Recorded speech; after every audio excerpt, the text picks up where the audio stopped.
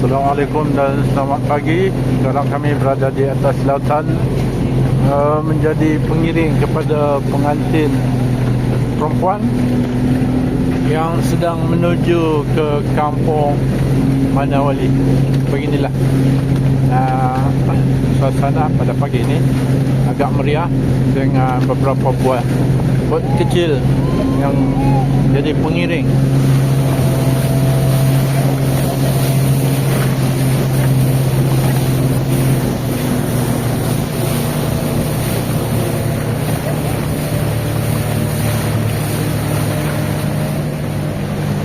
Weh, wah, Biasa itu kan.